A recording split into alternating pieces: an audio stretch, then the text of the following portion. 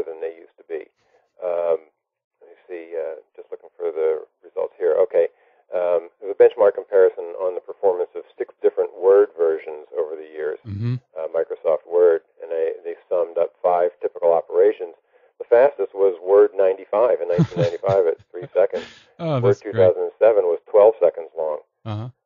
There was another article in PC World that compared the boot up time of a 1981 PC to that of a 2001 PC 20 years later, and the 2001 was 3 times slower than the one in 1981. And people will say, well, of course, MS-DOS was a small footprint, it didn't do that much. Right. But in terms of real productivity, does Vista really offer you that much more as an operating system than DOS did back then? Yeah, it offers some more, but does it offer exponentially more? Am I able to create a spreadsheet that much faster than I could back in 1981? The answer is no. So that exponential trend in terms of real use of computer power has flattened out.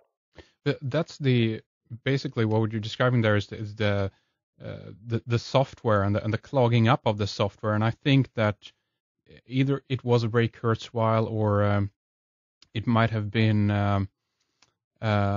someone else who talked about this idea that here is where AI comes in, because the one who described this, we're talking about the fact that he recognized that our faulty area right now is the software, basically to run things faster, more efficient, to write software that is basically much better and run much better on the machines that we have. But that's a tricky area, though, because on one level, I guess we have to develop an AI first in order to even come to that point where an AI can begin to regenerate itself or create generations of itself that is better and so forth. But do you think that will that create a leap forward if we come to the point where we even create AI, or do you think even that is something that never will happen? I think that will create AI. I mean, there was actually a recent competition where the computer, the program fooled, I think, 70% of the, I don't remember exactly what the percentage was, but certain fairly large percent of the of the auditors, which was almost enough to say that it passed the Turing test. So we're getting pretty close to the point where we can create an AI that is able to at least converse with people and fool you into thinking you're human. But it's not the same as saying that it can do everything that the human brain can do. No, exactly. I think that it's possible. I'm not sure. I don't think it's going to happen as soon as Kurzweil says that it will. But if it does happen, I would agree that it's probably going to speed up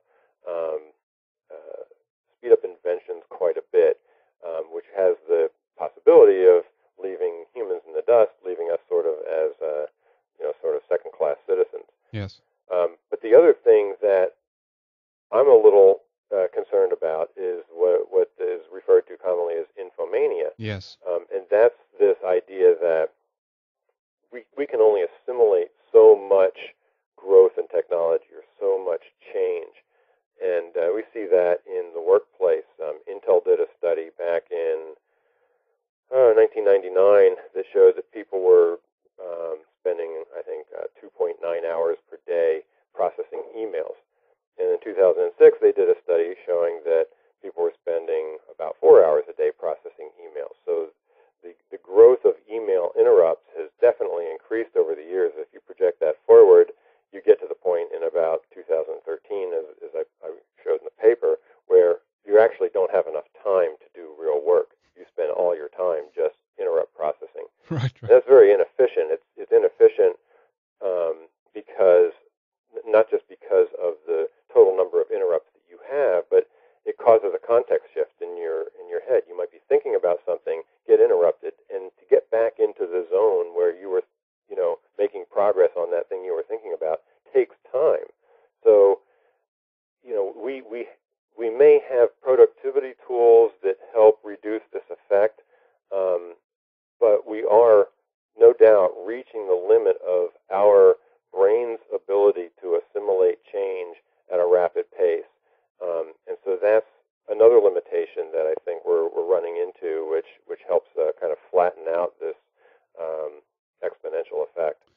I definitely recognize that. I mean, and really, I'm thinking of a lecture I saw with a guy called Gerd Leonard or something like that, a German guy, German name.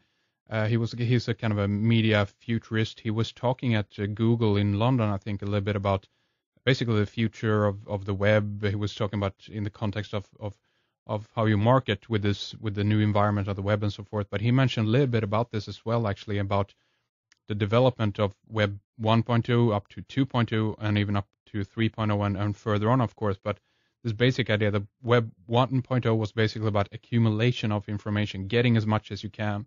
Then Web 2.0 was about creating the content yourself. In that sense, all these sites were popping up, like YouTube, where basically YouTube isn't doing anything. They're just providing the infrastructure for everyone else to put information in there, so to speak, that everyone can get. And then he was talking about Web 3.0 that was more about the filtering of information, that there's so much out there now, so the only way to get to some kind of place where you end up getting the information that you really want, because as you say, Jim, otherwise we'll just be sitting there and sifting through information that is totally irrelevant, but we don't maybe ahead of time know that it's irrelevant or relevant, because we must look through it in order for that to take place. But we must have some kind of intelligent system, and I guess that it's here also where a type of AI comes in, that we need something that filters the information for us beforehand.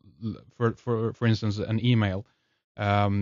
Is the email relevant? Can someone else, can I put in certain parameters for this to automatically go to the junk folder or something like that? You know what I mean? And I think he at least were talking about this idea that that's the next step in order for us to progress forward or propel forward. What do you think about an idea like that, Jim? Yeah, I think he's absolutely right. I think things like spam filters are an example of that. It has to have some intelligence in there to determine if something's going to be useful to you or not. And there's a lot of work being done to research those kinds of productivity tools. The spam filter is essentially a productivity tool. It helps you filter out email that you don't need. So these are the kinds of things that are working against the tendency to be interrupt driven, and they have to happen. You're absolutely right. They have to happen for us to work better, to work more effectively, to work faster. But the interesting thing is that now you've generated an entire industry of filtering tools and productivity enhancement tools that has to occur for us to make any kind of progress at all in terms of our efficiency in how we develop things. Yes. And that's because technology has caused us to kind of reach our limits of attention span and ability to process things. So, yep, absolutely. Sorry, go ahead. And I guess also that this is where this idea comes in of their strive for something like, for instance, brain-computer interfaces, or something where we, for instance, must have ability to process information faster than. I mean, as you say, that the limits are kind of reached already in a way to make efficient workday or what have you. But we need to even make things faster and faster and faster and faster, and that creates, of course, something otherwise that you wrote, something other that you wrote about in your paper, which is just that, related to stress, which is related to the fact that we're so undermined with all this information, the flow of information, that we end up doing nothing all day, and that creates stress, and we need to, as you wrote in your paper, we're sitting there with over lunch, for instance, and writing email or responding to someone, or we don't even allow ourselves to have the time to have a little space for ourselves anymore. We're available, we're online 24/7, 365 days around the year, right? Absolutely, and I don't know if you've noticed the same thing. I certainly have, and a lot of people that I talk to, I am in that industry, and I remember the days when a lunch period in the middle of the day was sort of a sacrosanct period. People, it was just assumed that you could take an hour off or even half an hour off, and take some time to ramp down from work and have a sandwich and about work and so forth. And at the end of the day, you go home and you spend time with your family, and you don't, talk about work, and you're not interruptible at the end of the day or on weekends. It's really different now. I go to meetings where there's a dozen people in the meetings, and they're all sitting there on their laptops processing other things while other people are talking. So they're not paying attention. Yeah.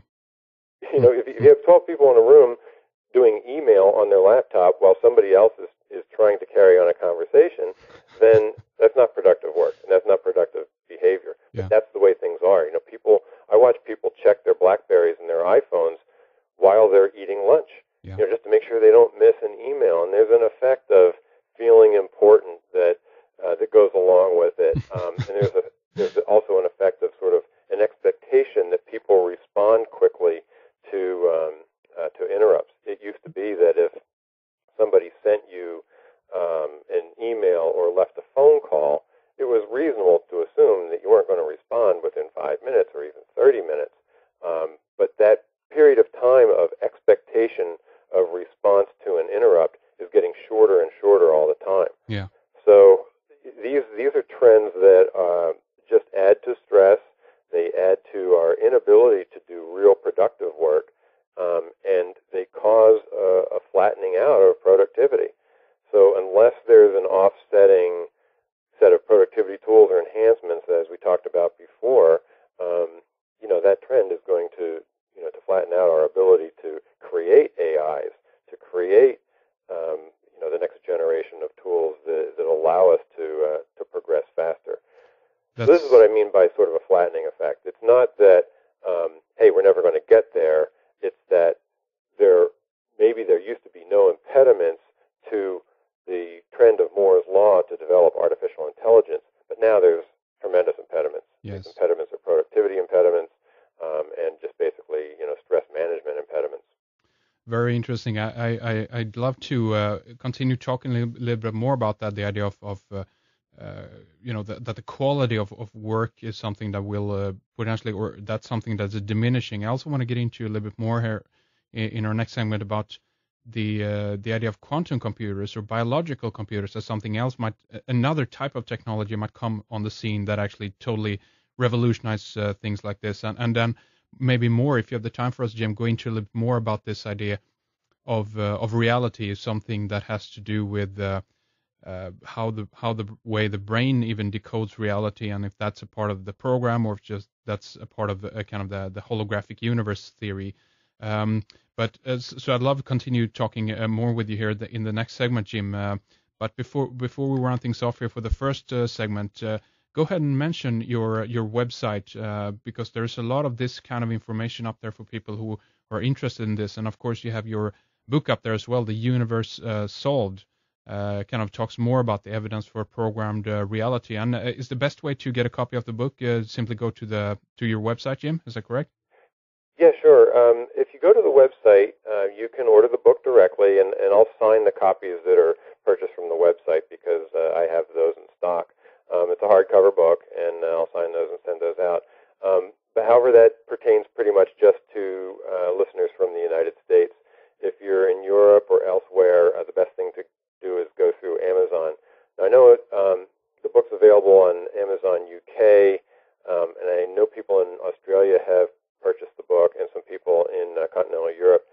However, I think it's probably a little bit more expensive than getting it from the U.S. Amazon site. But basically, it's available on Amazon. It's available on BarnesandNoble.com.